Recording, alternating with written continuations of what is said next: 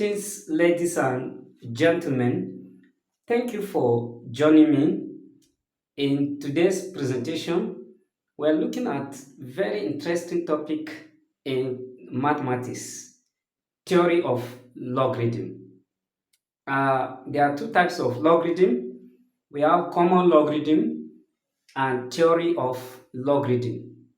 In today's lesson, we will center our discussion on the concept of theory of logarithm, relationship between indices and logarithm, then laws of logarithm.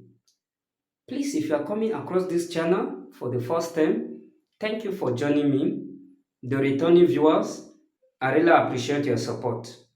Come with me as I take you on adventures of logarithm. The logarithm of numbers, the logarithm, the logarithm of numbers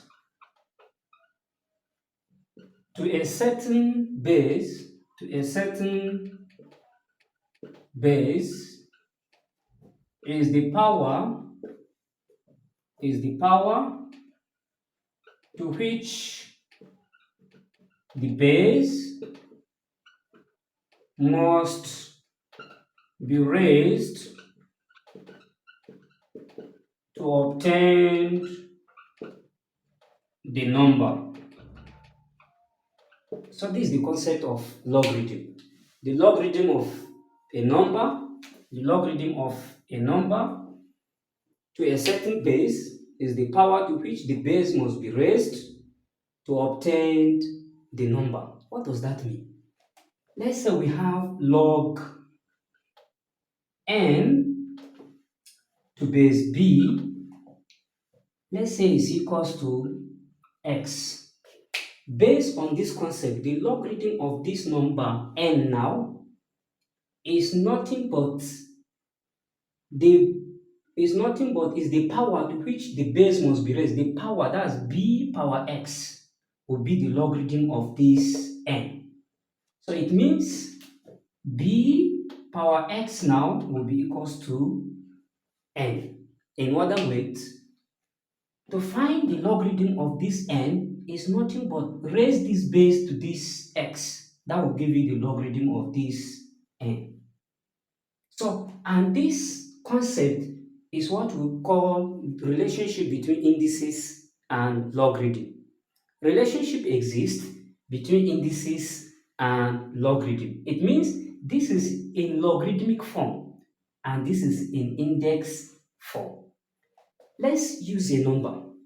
It means if we have log 8 to base 2, to find the log of this 8, what number would this 2 be raised to give you 8? Of course, 3. In other words, log 8 to base 2 is nothing but 3 using this concept.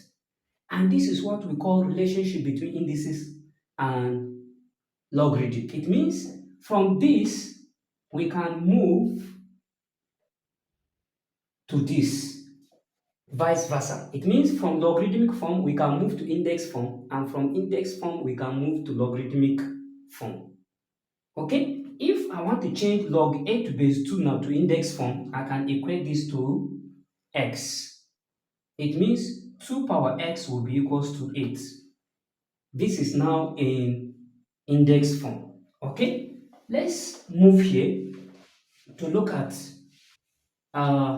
more example as to how we can change from logarithmic form to index form or from index form to logarithmic form. As I say, let's use log 8 to base 2. Log 8 to base 2 is nothing but 3. But how can we get that 3? Let this be equals to x.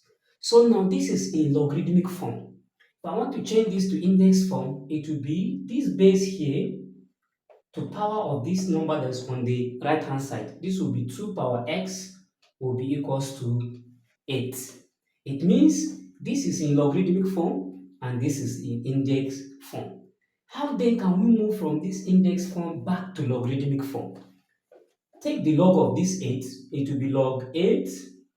The number on the left now will be the base. the power will be equals to this logarithm. So you can see that we can move from logarithmic form to index form. So the relationship exists between logarithm and indices. So let's look at laws of uh, logarithm. We have up to 11 laws of logarithm. So I will call it basic facts or golden fact about theory of logarithm or laws of logarithm. Laws of what? Logarithms. And we have, as I say, 11 laws of logarithm. Law 1, first law, is what we call the addition law.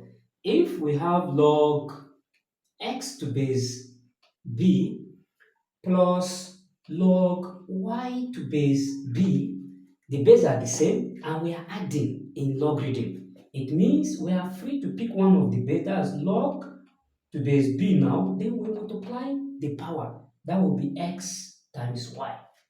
This is the first law of logarithm. Let's state all the laws, then we'll now look at examples. Law 2, subtraction law of logarithm. If we have log x to base b minus log y to base b, it means the base are the same and we are subtracting. It will be log x divided by y to base b. It means when we are subtracting and we have the same base, it means we divide their respective power. That's law 2. Let's move to law 3. We can remove the concept now so that we can look at all the laws of logarithm. Okay, law 3, if we have log a to base a will be equals to 1. It means if we have log 3 to base 3, the answer will be 1. That's law 3. As I said, we'll state all the laws before we look at how we can apply those laws to solve a problem. Quickly, law 4. If we have log 1 to base a, or let's say b, it will be equals to 0. Given that this b must be greater than 0 and b must not be equals to 1. And this condition is applicable to other laws of logarithm. This is law 4. Let's quickly move to law 5. As I said, we have up to 11 laws of logarithm. Law 5, let's say we have log b power x to base a. This power here will come back, will go to the back of this logarithm. It will be x log b to base a. This is law 5. Let's quickly move to law 6. Law 6, let's say we have log 1 over x to base b. This is the same thing as log x power minus 1 to base b, negative law of indices now. And this will be equals to minus log x to base b. Let's look at law 7. Let's say we have log, uh, let's say log a to base b power n. Log a to base b power n will be equals to 1 over n.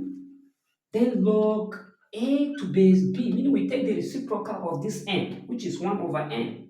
Okay, so this is law 7. Let's move here so that we can look at the remaining 4 laws of logarithm. These are golden facts about logarithm. Okay, so law 8, let's say we have log a to base b, we call it change of base. This will be the same as log a to base k divided by log b to base k. This is what we call change of base. Let's move to law 9, the ninth law of logarithm now. Let's say we have log b to base a. This is the same thing as 1 divided by log A to base B. Then the 10th law of all these laws, we'll be using it to solve problem as far as logarithm is concerned. Okay?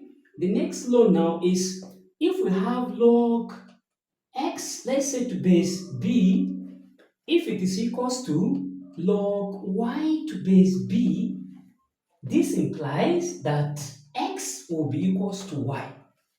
Very important, this is law 10.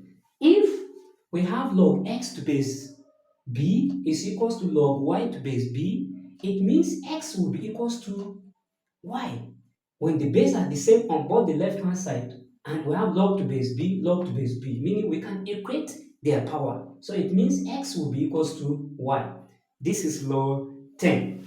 The last but not the least is law 11. Let's move to the last law. As I said, we'll be using these laws to solve problem. The last but not the least, law 11. Let's say we have log b power m to base b power n. Log b power m to base b power n, this will be equals to m divided by n. This law, you may not see it in some of the textbook. So let me give you example. Because let's say we have log 3 power 9 to base 3 power 3. This will be equals to the number here is 3 and the base is 3. It means this will be 9 divided by 3 and the answer will be 3. So this is the application of this last law. So these are the laws of logarithm. In my next video, we'll be using these laws to solve problems under logarithm. I'll be taking you on adventures on how we can apply these laws of logarithm. Join me in my next video. It's going to be very sweet, very interesting.